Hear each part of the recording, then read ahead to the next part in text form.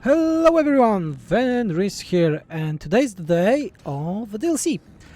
The Forge or Fortress or Fires of something about Chaos Dwarf was just released for Total War Warhammer 3, and I will be recording right now the first impressions video, and we will see if this DLC that has a lot of drama around it is worth it.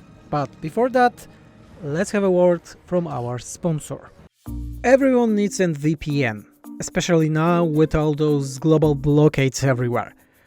Why not pick Express VPN then, number one rated VPN out there? So a quick summary of what VPN is. I live in Poland. We watch way too much Netflix with my wife, but often things that we want to watch are not available in Poland at all. VPN is for a rescue here. All the shows, movies and so become available thanks to ExpressVPN in such a case. What is even more crazy, the whole thing is very simple. Only with a few clicks you can change to any available location, like from Poland to USA. Very handy thing, as not many services are available in my location overall, and I was really amazed how easy the thing is.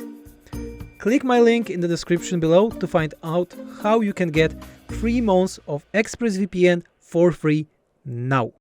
Okay, so 3 agenda lords, Chaos Dwarfs. Let's check them out. First the effects, we need to pick one. We have the Asgarov, Trashotach, the Ashen, let's call them Ashen, and Zatan the Black. Conclave Influence, I don't know what Conclave is. The big disclaimer, guys, here. I saw nothing beside the cinematic trailer, so I don't really know what will be happening here in the game, what they have, what they don't have. I saw only some screenshots that there are a lot of resources, so we'll see how they are really going. I don't know what are those effects doing, to be honest, so let's just go with this guy. We'll also see how it goes. I remember when I was talking about this with the Champions of Chaos DLC, but those loading screens are really good. I'm crying when seeing those old vanilla factions loading screens. They're so bad in comparison to those new ones.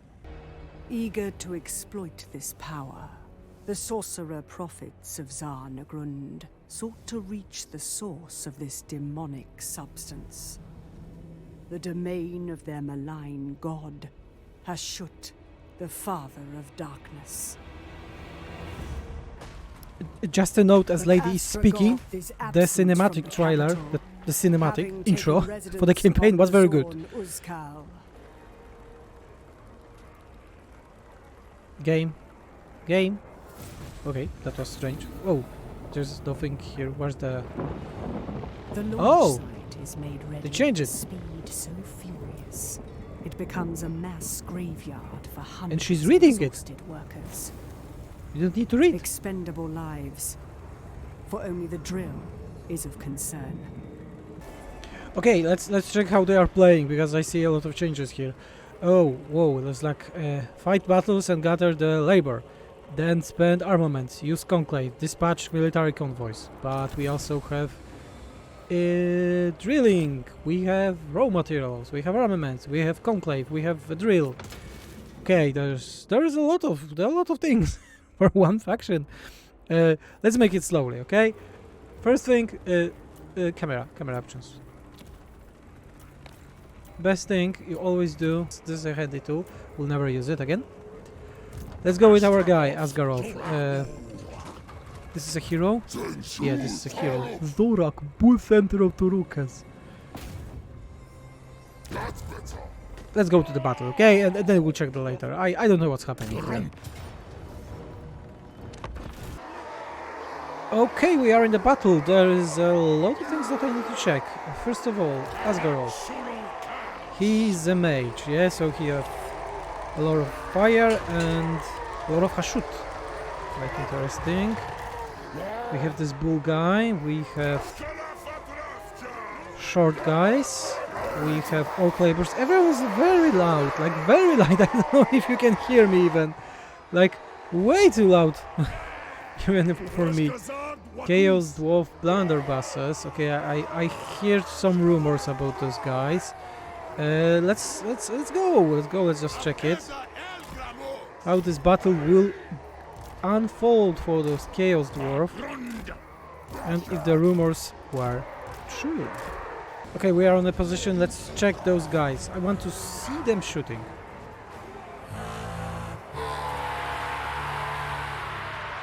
They were like awesome horns. Nothing crazy. Nothing really crazy. Maybe it's the position or something, but I heard some nasty rumors about them. That they are crazy OP or something.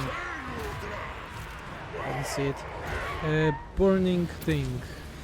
It's a projectile or what? It has an arc. Very nice. This is like a very nice projectile. Very nice. Very nice. Okay, I'm noobing here. I didn't play for quite some time, especially in vanilla game. But I'll be trying to do my best in this battle to not shame the ancestors. Oh, sorry, ancestors. Not this faction. That was rather terrible battle, but I won. That's most important. Let's check the campaign things right now. So the settlements have something that's called labors, and I had a read for a moment. It looks like that you need to have more workload than you have labors, so that way you can generate raw materials, and they are used instead of growth, and for some buildings. And yes, it's like a thing that is instead of slaves, like from the Dark Elves, something like that, and you can use them same as Dark Elves are using slaves, and Slanesh one is using the different thing. I don't remember, disciples or something. We have those armaments, and they are used in the this Hellforge thing. This is like quite interesting because you're increasing the cap. It really reminds me of the system from the Beastman, like really. Just the difference is that you can then imbue with the manufactory thing or something. There's really a lot of things that I need to check here. Like I don't want to go too deep with it because I will be making a review of those guys. But there seems to be a lot of things. There's things that called Tower of Tsar, but I need more Conclave influence. Yeah, there's like a lot of things that I will need to check. Really, you have the technology. I heard about that. I saw that it's just a technology, but it's separated into 4 things. So I kind of like the idea. There's no clutter here. You can clearly see in each branch how it is going. But yeah, I'll need to check more about the faction itself.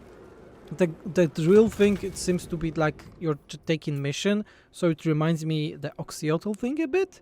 I like the UI really. I like those new windows pop-ups, and you are getting the outputs of raw materials. Like it's really hard to judge the faction.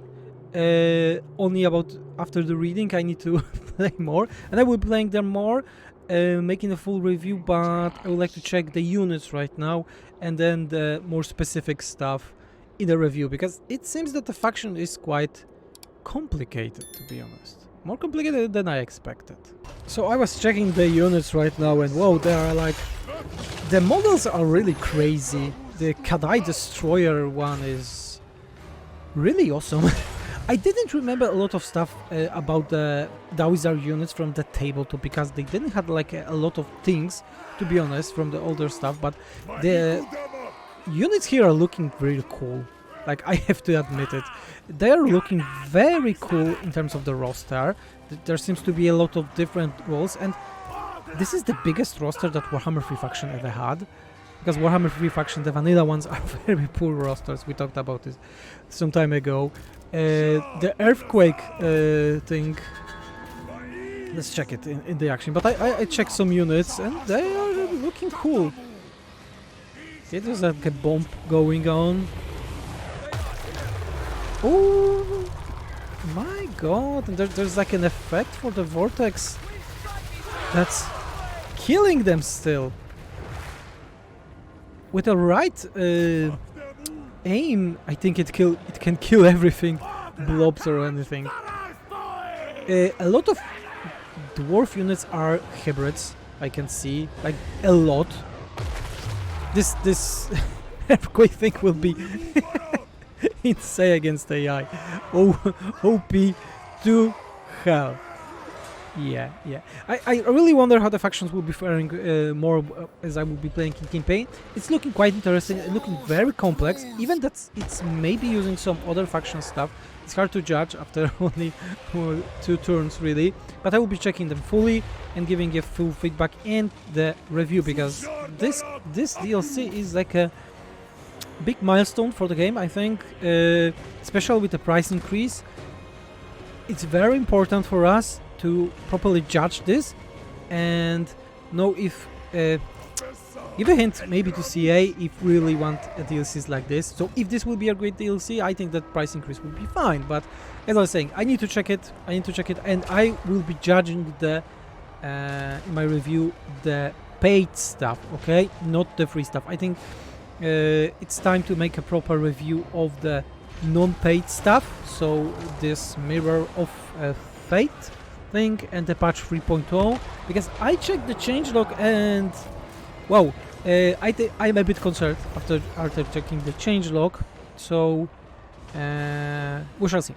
But I think it will be all for this video. I didn't want it to be too long. You saw some of my initial impressions. I don't want to judge here, because last time I judged after my initial impressions, it was with the Champions of Chaos DLC, and being fully honest, my initial impressions were that is a good DLC, but more I played it, less I like it.